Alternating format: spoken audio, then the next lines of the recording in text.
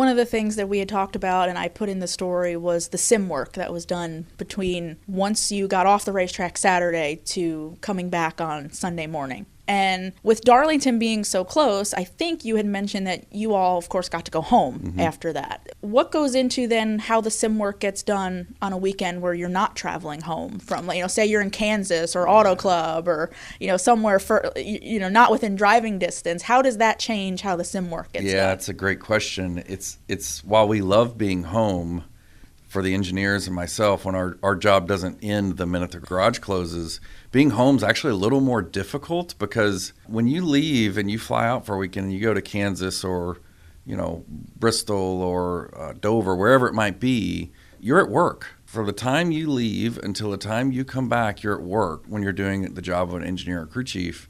So when you leave the racetrack, you go back to your hotel, it's basically a mobile office. And you just go back to work and you take time to go eat. And if your work gets done, of course, you go out and enjoy a little bit of nightlife wherever that might be. But for the most part, you're there to do the job. Well, when you're at home, you have family, you have kids, you have friends, you have a 2-hour drive to get home from Darlington, a 2-hour drive to get back, and you have to do all of your job, right? So on a Saturday, when practice has happened and qualifying has happened, you now have new data, right? You spend all week preparing for what you think your Saturday might look like, but now the car drove like this, we performed like that, Denny needs this. And so now it's time to crunch all of that data, put it into simulation, and figure out how to make it better. A home race actually makes that more difficult because there's so many more distractions. So with this cup schedule now where a lot of the activity is earlier in the day, that really would seem like it then just gives y'all more time to spend doing that work on a Saturday, because Darlington was one of those weekends where it was, I think y'all were out of the garage by 1 or 1:30. I mean, that's when it closed, but you were off track by noon or 12:30. Yeah, the majority of schedules are similar to that, like Darlington, where you get out at about 1 p.m. and you don't come back the next morning until roughly 10 or 11 a.m. Those, from an engineering and crew chief perspective, are the best schedules.